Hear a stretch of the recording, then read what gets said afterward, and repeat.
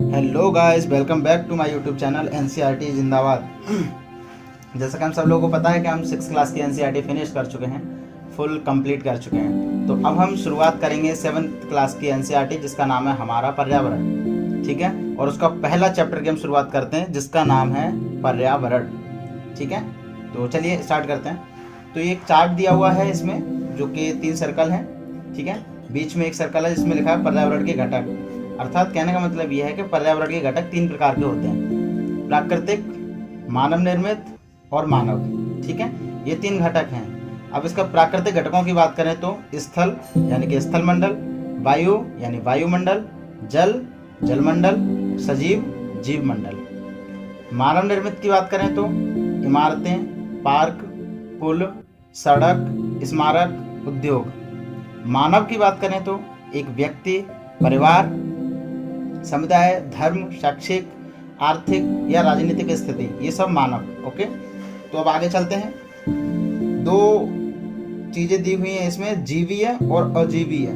जीवीय सजीव प्राणियों का संसार जैसे पादप एवं जंतु। अजीवीय निर्जीव पदार्थों का संसार जैसे स्थल। हेडिंग है पर्यावरण। किसी भी जीवित प्राणी के चारों ओर पाए जाने वाले लोग, स्थान, वस्तुएं व प्रकृति को पर्यावरण कहते हैं। यह प्राकृतिक व मानव निर्मित परिघटनाओं का मिश्रण है। शब्द उत्पत्ति: पर्यावरण यानी एनवायरनमेंट शब्द की उत्पत्ति फ्रेंच शब्द इन्वायरोनेर या इन्वायरोनेर में हुई है, जिसका अर्थ है पड़ोस। पर्यावरण इन्वायरनमेंट फ्रेंच शब्द है इन्वायरोनेर, जिसका अर्थ होता है पड़ोस। प्राकृतिक पर्यावरण, इसको बोला जैसे पर्यावरण का मतलब क्या था, पड़ोस। अब ऐसे आता है प्राकृतिक पर्यावरण। प्राकृतिक पर्यावरण स्थलमंडल, जलमंडल, वायुमंडल और जैवमंडल। स्थलमंडल की बात करें तो पृथ्वी की ठोस ऊपरी परपटी जिसमें चट्टान, खनिज आदि, पहाड़, पठार, मैदान, घाटी, स्थलाकृतियां, वन, कृषि, मानव बस्तियां, ये सब इसमें हैं। जलमंडल की बात करें तो नदी, झील, सागर, महासागर। वायुमंडल की बात करें तो पृथ्वी के चारों ओर फैली वायु की परत पृथ्वी के गुरुत्वाकर्षण बल से बंधा हुआ है। जैवमंडल में पादप प्लस जीव जंतु, स्थल प्लस जल प्लस वायु। ठीक है, प्रत्येक वर्ष 5 जून को विश्व पर्यावरण दिवस मनाया जाता है। अब बात आती है पारितंत्र की। वह तंत्र जिसमें समस्त जीवधारी आपस में एक दूसरे के साथ तथा पर्यावरण के उन भौतिक व रासायनिक कारकों के साथ परस्पर क्रिया करते हैं जिसमें वे निवास करते हैं। ये सब ऊर्जा व पदार्थ के स्थानांतरण द्वारा संबद्ध है। यह एक शब्दावली के रूप में दी गई है इसमें। 2015 में यूपीएससी ने क्वेश्चन पूछा है, निम्नलिखित में से कौन सा एक पारितंत्र यानी इकोसिस्टम शब्द का सर्वोत्कृष्ट वर्णन है? एक दूसरे से अन्योन्य क्रिया करने वाले जीवों, ऑर्गेनिज्म का एक समुदाय। ऑप्शन नंबर बी, पृथ्वी का वह भाग जो सजीव जीवों यानी कि लिविंग ऑर्गेनिज्म द्वारा आवासित है। ऑप्शन नंबर सी, जीवों यानी ऑर्गेनिज्म का समुदाय और साथ ही वह पर्यावरण जिसमें वे रहते हैं। ऑप्शन नंबर डी, किसी भौगोलिक क्षेत्र के वनस्पति जात और प्राणी जात। तो इसमें ऑप्शन सी सही होगा कि जीवों का समुदाय भी है और वह उस पर्यावरण में रहते भी हैं। ठीक है, ये पहला चैप्टर हमारा खत्म होता है। दूसरा चैप्टर आता है हमारी पृथ्वी के अंदर। इसकी पहली हेडिंग है पृथ्वी का आंतरिक भाग। पृथ्वी का आंतरिक भाग 3 चीजों से मिलकर बना है: भूपर्पटी, मेंटल, क्रोड यानी कोर। भूपर्पटी जो है वो 0 से लेकर 45 किलोमीटर, मेंटल 2900 किलोमीटर तक और क्रोड 2900 से लेके 6371 किलोमीटर तक। भूपर्पटी की बात करें तो इसमें महाद्वीप आते हैं जिसमें सिलिका प्लस एल्यूमिना। ठीक है, और इसी को बोलते हैं सियाल। महासागरीय पर्पटी जिसमें सिलिका प्लस मैग्नीशियम होता है जिसे सीमा बोलते हैं। ओके, अब बात आई मेंटल की। मेंटल में जो हम लोग आगे पढ़ेंगे जिसमें लावा वगैरह होता है। क्रोड ये 2900 से लेकर 6371 किलोमीटर, जिसमें निकल व लोहा यानी कि नीफे होता है। ताप व दाब इसमें बहुत उच्च होता है। अब बात करेंगे पृथ्वी के आयतन की। पृथ्वी के आयतन का 1% पर्पटी, 84% मेंटल और 15% क्रूड में होता है। ठीक है, अब क्या आप जानते हैं करके ये चीज़ दी जाती है एनसीईआरटी में, हम सब लोग जानते हैं। एक यहाँ पे चार्ट भी दिया गया है, चित्र 2.1, पृथ्वी का आंतरिक भाग, जिसमें सब कुछ बताया गया है कि पर्पटी कहाँ है, मेंटल कहाँ है, क्रोड कहाँ है, और क्रोड में भी 2 आंतरिक क्रोड, बाह्य क्रोड। ठीक है, ये चीज़ें दी गई हैं। और एक चित्र है 2.2 जिसमें महाद्वीपीय पर्पटी एवं महासागरीय पर्पटी दी हुई है। तो ये चीज़ चित्र वाली है, ये हम डिफाइन नहीं कर सकते, हमें ये आपको एनसीईआरटी में देखना पड़ेगा, उसको देख लीजिएगा। क्या आप जानते हैं विश्व की सबसे गहरी खान दक्षिण अफ्रीका में स्थित है तथा इसकी गहराई लगभग 4 किलोमीटर है। तेल की खोज में इंजीनियर 6 किलोमीटर गहराई तक खोद चुके हैं। पृथ्वी के केंद्र तक पहुंचने के लिए, जो बिल्कुल असंभव है, आपको समुद्र की सतह पर 6000 किलोमीटर गहराई तक खोदना होगा। क्या आप जानते हैं पृथ्वी के आयतन का केवल 1% हिस्सा ही पर्पटी है। 84% तो मेंटल और 15% हिस्सा क्रोड है। पृथ्वी की त्रिज्या जो है वो 6371 किलोमीटर है। अब एक चीज आती है जैसे इग्नियस, सेडिमेंट्री और मेटाफोरिक। इन शब्दों की उत्पत्ति कहाँ से हुई वो एक बार देख लेते हैं। लैटिन शब्द इग्निस जिसका अर्थ है अग्नि, उससे इग्नियस का हुआ है। सेडिमेंट्री, लैटिन शब्द सेडिमेंटम जिसका अर्थ है स्थिर, उससे सेडिमेंट्री का हुआ है। मेटाफोरिक, इसका ये ग्रीक शब्द है मेटाफोरफस, यह मेटामोरफोस जिसका अर्थ है रूप परिवर्तन। ठीक है, अब चलते हैं आगे, इसको पढ़ते हैं। शैल एवं खनिज हेडिंग है, तो शैल किसे कहते हैं? पृथ्वी की पर्पटी बनाने वाले खनिज पदार्थ के किसी भी प्राकृतिक पिंड को शैल कहते हैं। ये 3 तरीके के हो सकते हैं: आग्नेय शैल, अवसादी शैल, कायांतरित शैल। आग्नेय शैल को इग्नियस, अवसादी को सेडिमेंट्री, कायांतरित शैल को मेटामोर्फिक। आग्नेय शैल द्रवित मैग्मा ठंडा होकर जब ठोस हो जाता है तो ये बनती हैं। ये प्राथमिक शैल होती हैं, इसमें अंतर्वेदी और बहिर्वेदी का कॉन्सेप्ट लगता है। ठीक है, अवसादी सेडिमेंट्री, अपर्दन व अपक्षय के कारण चट्टानें छोटे छोटे टुकड़ों में टूट जाती हैं। यह अवसाद हवा, जल आदि के द्वारा एक स्थान से दूसरे स्थान पर पहुंचकर जम जाते हैं व दबाव के कारण कठोर बन जाते हैं। एग्जाम्पल के लिए बलुआ पत्थर, जीवाश्म उपस्थित होते हैं वहां पर। ठीक है, अब जीवाश्म किसे कहते हैं? शैलों की परतों में दबे मृत पौधों एवं जंतुओं के अवशेषों को जीवाश्म कहते हैं। ठीक है, अब कायांतरित शैल मेटामॉर्फिक, उच्च ताप व दाब के कारण आग्नेय व अवसादी शैल कायांतरित शैलों में बदल जाती हैं। एग्जाम्पल, चिकनी मिट्टी से स्लेट, चूना पत्थर से संगमरमर। ठीक है, ये इसके एग्जाम्पल हो गए। अब बात आती है आग्नेय शैल। आग्नेय शैल में जो मैंने बताया अंतर्वेदी बहिर्वेदी का कॉन्सेप्ट लगता है। तो आग्नेय शैल 2 प्रकार की बन जाती हैं, बहिर्वेदी आग्नेय शैल और अंतर्वेदी आग्नेय शैल। बहिर्वेदी आग्नेय शैल मैग्मा बाहर निकलकर लावा के रूप में ठंडा व ठोस बन जाता है। महीन दानों वाली संरचना पाई जाती है। एग्जाम्पल के लिए बेसाल्ट शैल जो कि दक्कन के पठार में दिखाई देती है। अब अंतर्वेदी आग्नेय शैल में मैग्मा आंतरिक गहराई में ही ठंडा हो जाता है। धीरे धीरे ठंडा होने के कारण बड़े दाने बनते हैं। ठीक है, और एग्जाम्पल के लिए ग्रेनाइट।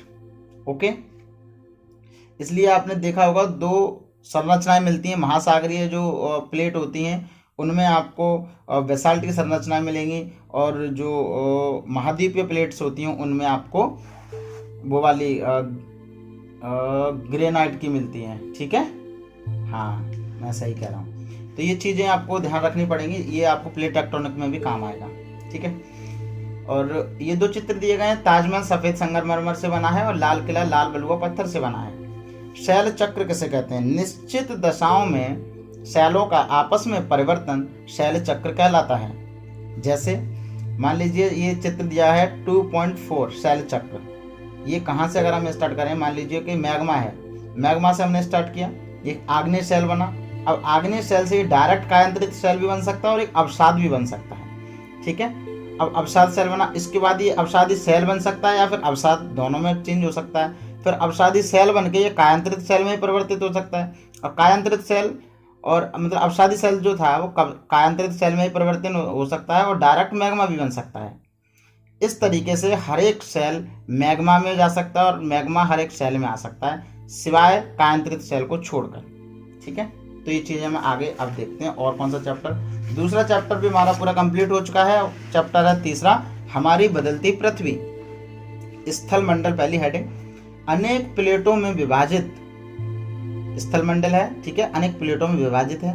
प्लेटों में गति के कारण पृथ्वी के अंदर मैग्मा का चक्रीय प्रवाह होता है। पृथ्वी का रूप लगातार बदलता रहता है। इसके पीछे अनेक अंतर्जनित व बहिर्जनित बल कार्य करते हैं। स्थल मंडलीय प्लेट, ये शब्दावली है। भूपर्पटी में अनेक बड़ी एवं कुछ छोटी कठोर असमान आकार की प्लेटें होती हैं, जिन पर महाद्वीप एवं महासागर की सतहें टिकी हैं। पृथ्वी की गतियां, दो तरीके के बल होते हैं इसमें, अंतर्जनित बल और बहिर्जनित बल के कारण। ठीक है, और अंतर्जनित बल के कारण दो चीजें आती हैं, आकस्मिक बल और पटल विरूपण बल। आकस्मिक बल के वजह से तीन घटनाएं होती हैं, भूकंप, ज्वालामुखी, भूस्खलन। पटल विरूपण बल, इसकी वजह से पर्वत निर्माणकारी बल इसको बोलते हैं। ठीक है, यानी इनकी वजह से पर्वतों का निर्माण होता है। बहिर्जनित बल के आ जाए तो अपर्दन और निक्षेपण होता है, जिसकी वजह से जैसे मान लो कि नदी का बहता हुआ जल तो निक्षेपण या अपर्दन होगा, पवन, समुद्री तरंग या हिम नदी, इन सब की वजह से ये होता है। ठीक है, ये चित्र है 3.1 स्थल रूपों का विकास। अब अगली हेडिंग है ज्वालामुखी। भूपर्पटी पर खुला एक ऐसा छिद्र होता है जिससे पिघले हुए पदार्थ अचानक बाहर निकलते हैं। ठीक है ना, ये चित्र दिया हुआ है, इसे भी हम देख सकते हैं, जैसे क्रेटर क्या है। ठीक है, और ये निकास द्वार, लावा, मैग्मा कोस्ट, पर्पटी, मेंटल, ये सब हम देख सकते हैं। बात आती है भूकंप की। भूकंप प्लेटों के गति करने पर पृथ्वी की सतह पर उत्पन्न कंपन भूकंप कहलाता है। भूकंप उद्गम केंद्र अर्थात फोकस, भूपर्पटी के नीचे वह स्थान जहां कंपन आरंभ होता है, फोकस। अधिक केंद्र यानी एपी सेंटर, उद्गम केंद्र के भू सतह पर उसका निकटतम स्थान। ठीक है, अधिक केंद्र के निकटतम भाग पर सर्वाधिक हानि होती है। अधिक केंद्र से दूरी बढ़ने पर भूकंप की तीव्रता में कमी होती है, तो हानि भी कम होती है। ओके, क्या आप जानते हैं भूकंप का मापन एक यंत्र से किया जाता है जिसे भूकंप लेखी कहते हैं। भूकंप की तीव्रता रिएक्टर स्केल पर मापी जाती है, जिस भूकंप की तीव्रता 2.0 होगा अथवा उससे कम हो तो उसका प्रभाव जो होता है वो नहीं के बराबर होता है। जिस भूकंप की तीव्रता 5.0 होती है वह वस्तुओं के गिरने से क्षति पहुंचा सकता है। जिस भूकंप की तीव्रता 6.0 या उससे ज़्यादा हो, ठीक है, वह बहुत शक्तिशाली होता है। जिसकी तीव्रता 7.0 अथवा उससे अधिक हो वह सर्वाधिक शक्तिशाली समझा जाता है। ठीक है, भूकंप लेके यहाँ पे एक यंत्र दिया गया है। ठीक है, और एक सिस्मोग्राफ होता है जो जिसपे ये पूरा उसका डायग्राम बनता है। ठीक है, तो उसे भी आप देख लेंगे और उसको सिस्मोग्राफी बोलते हैं। पेज को जो होता है उसको सिस्मोग्राफ बोलते हैं।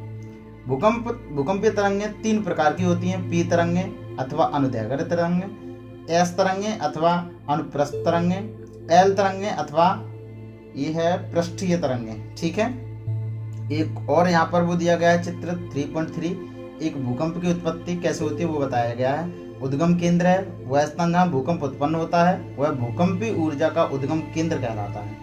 और प्लेट सीमा, अधिकेंद्र, भूकंपीय तरंगें सभी दिशाओं में बाहर की ओर निकलती हैं। ठीक है, ये एक चित्र में आप देख सकते हैं। चलिए आगे बढ़ते हैं। मुख्य स्थलाकृतियां, पृथ्वी के दृश्य भूमि पर अपक्षय व अपर्दन द्वारा विभिन्न स्थलाकृतियों का निर्माण होता है। ठीक है, अब जैसे कि क्या आप जानते हैं विश्व में हजारों छोटे छोटे जलप्रपात हैं। सबसे ऊंचा जलप्रपात दक्षिण अमेरिका के वेनेजुएला का एंजेल जलप्रपात है। अन्य जलप्रपात उत्तरी अमेरिका में कनाडा तथा संयुक्त राज्य अमेरिका की सीमा पर स्थित निवाग्रा जल नियाग्रा जलप्रपात है और अफ्रीका में जाविया एवं जिम्बाब्वे की सीमा पर स्थित विक्टोरिया जलप्रपात है। ओके, एक जलप्रपात कैसा होता है वो बताया गया है। और ये एक और चित्र है 3.6, इसमें बाढ़ का मैदान, तटबंध, विसर्प क्या होता है, चाप झील कैसी होती है, ठीक है, तो वो चीजें बताई गई हैं। अब हम एक एक करके पढ़ लेते हैं, ठीक है। तो नदियों द्वारा निर्मित स्थलाकृतियां, पहला है जलप्रपात, ये मृदु शैल कट जाती हैं, ठीक है, जबकि कठोर शैल जो होती हैं वो शेष रह जाती हैं, इससे जलप्रपात का निर्माण हो जाता है। एग्जाम्पल, एंजेल जलप्रपात वेनेजुएला विश्व का सबसे ऊंचा जलप्रपात है। दूसरा विसर्प, नदी के मोड़दार जो मार्ग होते हैं उनको विसर्प बोलते हैं। नंबर तीसरा चाप झील, विसर्प टूटकर नदी के मुख्य मार्ग से अलग हो जाता है, उसे चाप झील बोलते हैं। तटबंध, नदी के उत्थित तट जो होते हैं उन्हें तटबंध बोलते हैं। डेल्टा, समुद्र तट के पास नदी द्वारा मलबे का निक्षेपण, समुद्री तट के पास नदी द्वारा मलबे का निक्षेपण डेल्टा होता है। समुद्री तरंग स्थलाकृतियां, यानी समुद्री तरंग से बनती स्थलाकृतियां, जैसे समुद्री गुफा हो गई, तटीय मेहराब हो गए, स्टैक, समुद्री भृंगु, समुद्री पुलिन, ये शब्द बहुत अजीब हैं और ये क्वेश्चन आ भी जाते हैं। तो 3.8 जो चित्र है उसमें ये सारे के सारे बताए गए हैं। 3.7 चित्र में डेल्टा बताया गया है, ठीक है। 3.9 में हिमनद बताया गया है। अब देखो हिमनद से बनती स्थलाकृतियां, तो पहली है ग्लेशियर झील, दूसरी है हिमनद हिमोड़, तो ये पवन से बनती स्थलाकृतियां, जैसे छत्रक शैल, बालू टिब्बा, लोएस बोलते हैं बालू कण का विस्तृत क्षेत्र में फैलना, ठीक है ना, जो बालू कण विस्तृत क्षेत्र में जब फैल जाते हैं उसे लोएस बोलते हैं। हमारा चैप्टर ये खत्म होता है, ठीक है। तीसरा अब चैप्टर आता है चौथा, जिसका नाम है वायु। ओके, अब वायु चैप्टर का नाम है और पहली हेडिंग है वायुमंडल। पृथ्वी के चारों ओर वायु की घनी चादर वायुमंडल है, ठीक है। सबसे पहले अब हम पढ़ लेते हैं, क्या आप जानते हैं कार्बन डाइऑक्साइड वायुमंडल में फैलकर पृथ्वी से विकिरित ऊष्मा को पृथ्वी पर रोककर ग्रीन हाउस प्रभाव पैदा करती है, इसलिए इसे ग्रीन हाउस गैस भी कहते हैं। और इसके अभाव में धरती इतनी ठंडी हो जाती है कि इस पर रहना असंभव हो जाता है। किंतु जब कारखानों एवं कार के धुएं से वायुमंडल में इसका स्तर बढ़ता है, तब इस ऊष्मा के द्वारा पृथ्वी का तापमान बढ़ता जाता है। इसे भूमंडलीय तापन कहते हैं, अर्थात ग्लोबल वार्मिंग कहते हैं। तापमान में इस वृद्धि के कारण पृथ्वी के सबसे ठंडे प्रदेश में जमी हुई बर्फ पिघलने लग जाती है, जिसके परिणाम स्वरूप समुद्र के जलस्तर में वृद्धि होती है, जिससे तटीय क्षेत्र में बाढ़ आ जाती है। दीर्घ अवधि में इसके कारण जलवायु में अत्यधिक परिवर्तन हो सकता है, जिसके फलस्वरूप कुछ पौधे एवं पशु लुप्त हो सकते हैं, ठीक है। अब एक और है, क्या आप जानते हैं जब वायु गर्म होती है तो फैलती है और हल्की होकर ऊपर उठती है। ठंडी वायु सघन और भारी होती है, इसलिए इसमें नीचे रहने की प्रवृत्ति होती है। गर्म वायु को ऊपर उठने पर आसपास के क्षेत्रों से ठंडी वायु रिक्त स्थान को भरने के लिए वहां आ जाती है। इस प्रकार वायु चक्र चलता रहता है, ठीक है। अब हम पढ़ना स्टार्ट करते हैं। एक वायुमंडल में कितने परसेंट क्या है वो पढ़ लेते हैं। 78% nitrogen, 21% oxygen, 0.03% carbon dioxide, 0.93% organ और 0.04% अन्य सभी गैसें आती हैं। ये डेटा ज़्यादा याद रखना कोई आवश्यक नहीं है, लेकिन दिया है तो पढ़ते हैं। जब हम सांस लेते हैं तब नाइट्रोजन भी हम साथ लेते हैं पर बाहर निकाल देते हैं, ठीक है। जब हम सांस लेते हैं तब नाइट्रोजन भी हम साथ लेते हैं व फिर बाहर निकाल देते हैं। नाइट्रोजन पौधों के लिए अति आवश्यक गैस है, लेकिन पेड़ पौधे वायु से सीधे से ग्रहण नहीं कर पाते, अपितु पौधों की जड़ों में पाए जाने वाले जीवाणु इसे अन्य रूप में परिवर्तित कर देते हैं। वायु चक्र, गर्म वायु हल्की होकर ऊपर उठती है और ठंडी वायु सघन व भारी होकर नीचे बैठ जाती है, इसी को वायु चक्र बोलते हैं, ठीक है। जब गर्म वायु ऊपर उठती है तो वहां निम्न दाब बनता है, फिर वह ठंडी वायु जो होती है वो नीचे होती है, उच्च दाब, और उच्च दाब से निम्न दाब की तरफ चलने वाली हवाएं ही फिर पवन बन जाती हैं, ठीक है। ये वायु चक्र से हम समझ सकते हैं।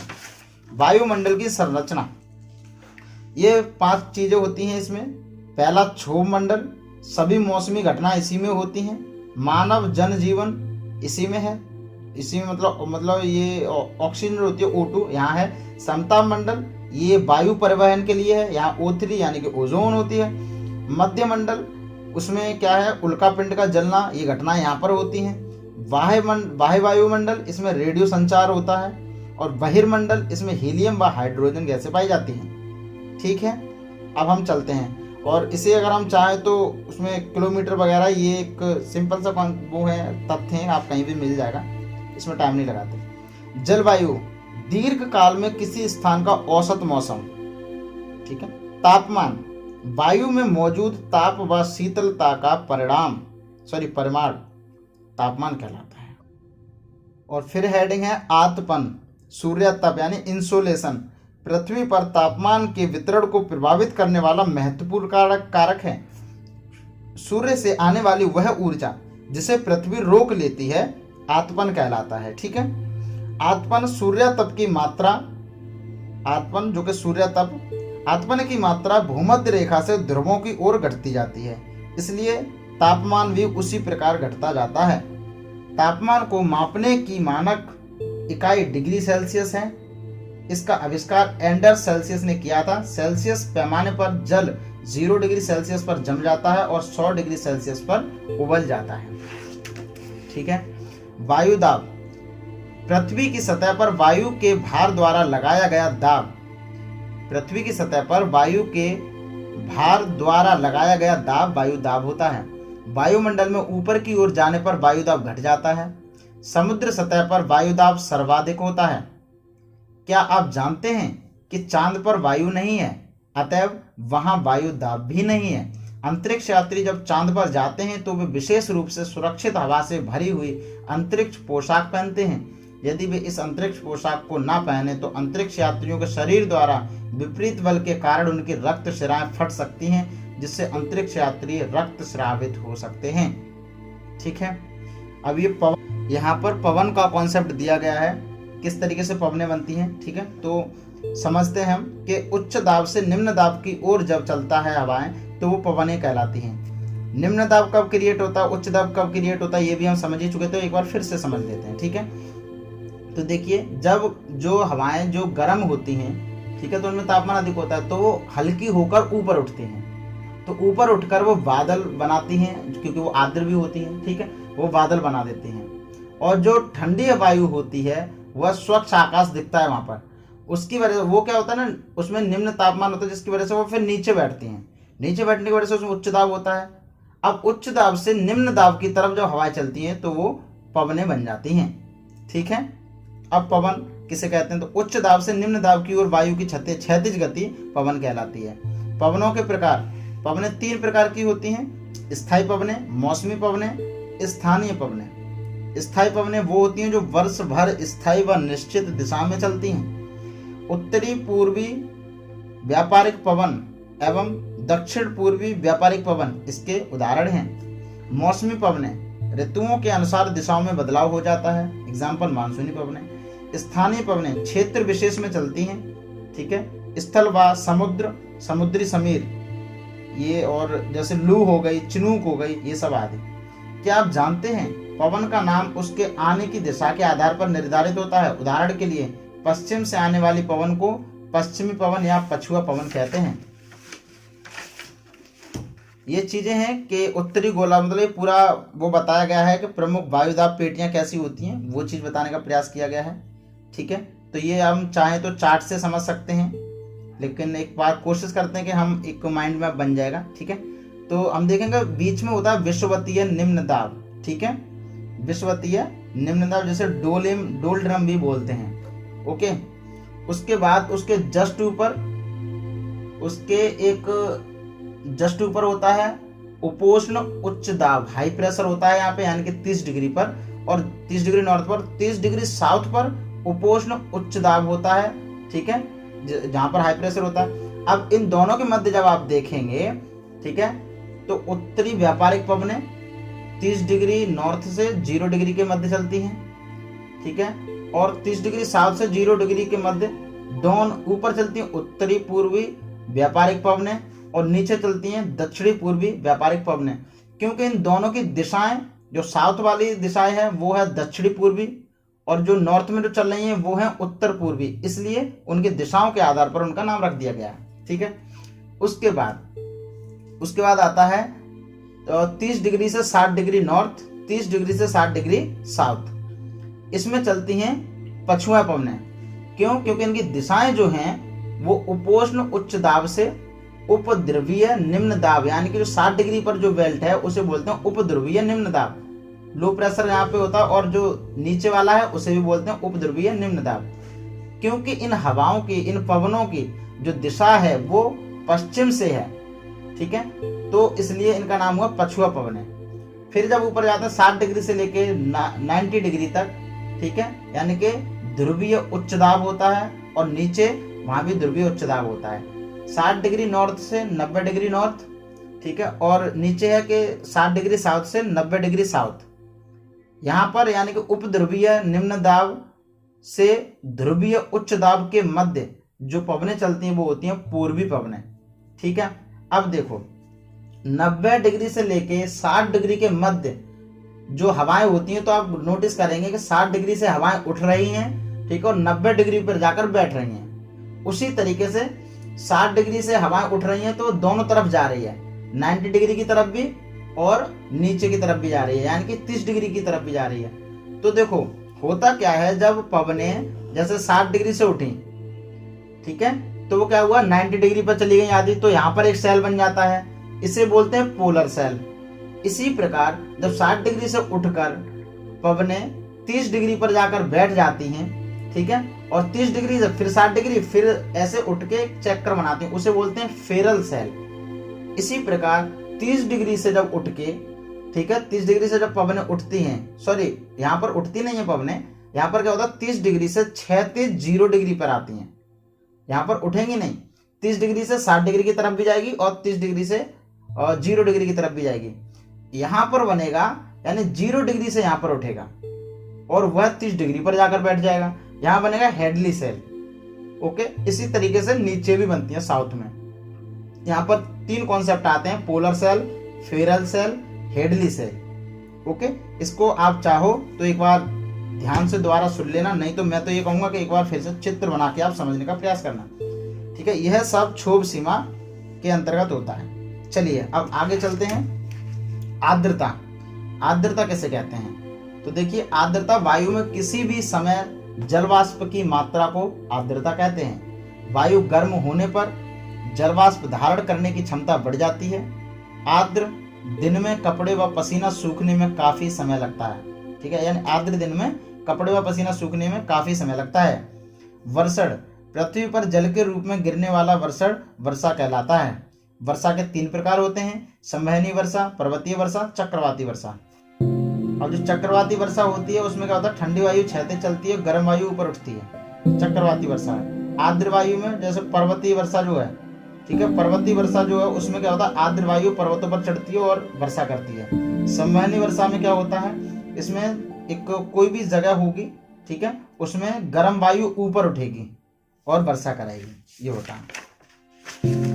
फिर से एक चित्र दिया गया है, विश्व का प्रमुख समुद्र, झीलें एवं नदियां, ये फैक्ट हैं ये, और जल चक्र दिया गया है। इसे आप चाहें तो आप देखें अच्छे से, क्योंकि देखिए इसमें काफ़ी टाइम लग जाएगा, तो इसको हम अपना अलग से कभी फैक्ट वाली चीज़ें बनाएंगे तो उसमें देख लेंगे। लेकिन आप कोशिश करें कि ये ज़रूर देख लें। चित्र 5.2, चित्र 5.1, ये दोनों फैक्ट से रिलेटेड है।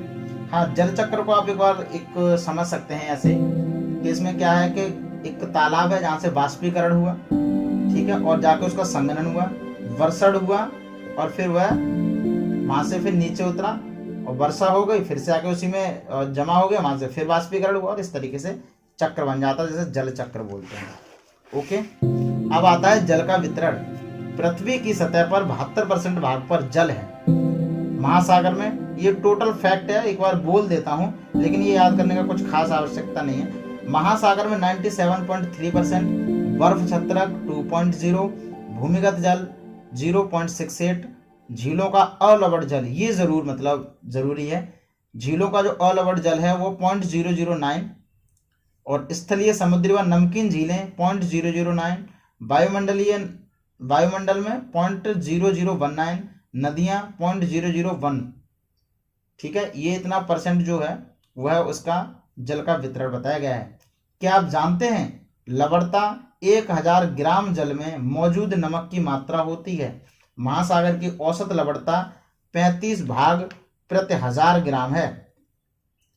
क्या आप जानते हैं इजराइल के मृत सागर में 340 ग्राम प्रति लीटर लवणता होती है।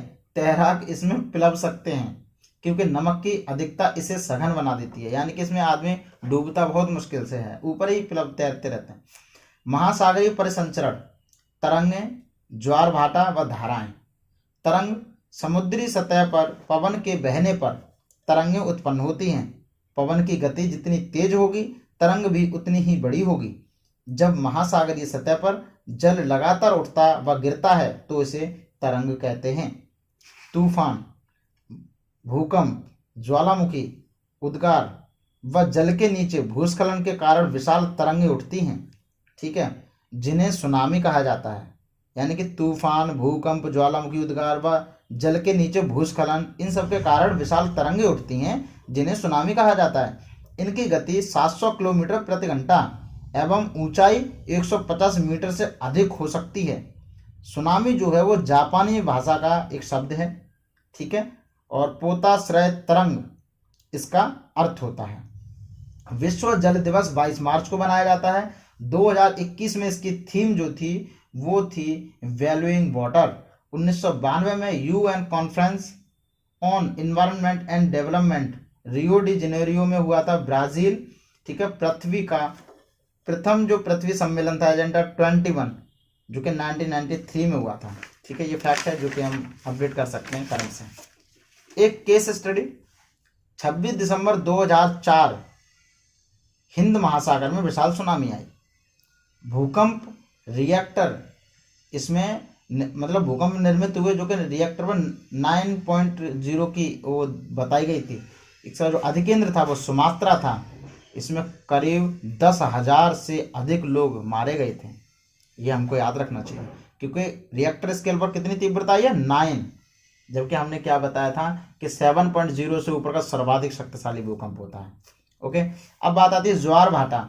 दिन में 2 बार महासागरीय जल का उठना व गिरना ज्वार भाटा कहलाता है। यानी कि दिन में 2 बार महासागरीय जल का अगर उठ गया और गिर गया तो ज्वार भाटा है। अब ज्वार और भाटा दोनों अलग अलग चीजें हैं। ज्वार कब आता है? जल का अधिकतम उठकर तट की ओर आना, यह ज्वार है। और भाटा जल का निम्न स्तर तक आना व तट से पीछे चले जाना, ये भाटा है। बृहत ज्वार भाटा पूर्णिमा व अमावस्या, सूर्य, चंद्रमा, पृथ्वी एक सीध में होते हैं अर्थात 180 डिग्री पर होते हैं। लघु ज्वार भाटा सूर्य, चंद्रमा व पृथ्वी की समकोण स्थिति होती है। ओके, सूर्य की और चंद्रमा और पृथ्वी होते हैं, मतलब ये तीनों का क्या होता है, जैसे मान लो कि ये जो लघु ज्वार भाटा तो क्या होगा, चंद्रमा ऊपर होगा, पृथ्वी जस्ट उसके नीचे होगी। ओके, और 90 डिग्री पर सूर्य होगा। जबकि बृहद ज्वार भाटा में क्या होता है, ये तीनों 180 डिग्री पे होते हैं, कभी चंद्रमा बीच में होगा, कभी पृथ्वी बीच में होगी, ये होता है। ओके, महासागरीय धाराएं, सागरीय जल पर स्थायी पवनों के द्वारा जल धाराओं की उत्पत्ति। समझो, सागरीय जल पर स्थायी पवनों के द्वारा जल धाराओं की उत्पत्ति महासागरीय धाराएं कहलाती हैं। जल धाराएं सागर तल पर नदी की तरह बहती हैं। इनकी उत्पत्ति के आधार पर गर्म व ठंडी जलधारा में बांटा गया है। गर्म जलधाराएं भूमध्य रेखा से व ठंडी जलधारा ध्रुवों से उत्पन्न होती हैं। इनका सकारात्मक प्रभाव और नकारात्मक प्रभाव दोनों होते हैं। सकारात्मक प्रभाव मत्स्य व नौ परिवहन, तापमान वितरण व मौसमी दशाएं, पर्यटन आदि। जबकि नकारात्मक प्रभाव जहाज़ों का टकराना, ग्लेशियरों का पिघलना, ये होते हैं। ठीक है, अब ये फिर से चित्र दिया गया है महासागरीय धाराओं का जो 5.6, ये भी आप एक बार अपने बुक में ज़रूर देखें क्योंकि फैक्ट है, ये बहुत ज़रूरी है। ठीक है ना, ये देखना बहुत ज़रूरी है, आती हैं धाराएं। तो इसके साथ ही हमारा 5वां चैप्टर भी फिनिश्ड होता है और चैप्टर का नाम अगला है 6 प्राकृतिक वनस्पति एवं वन्य जीवन।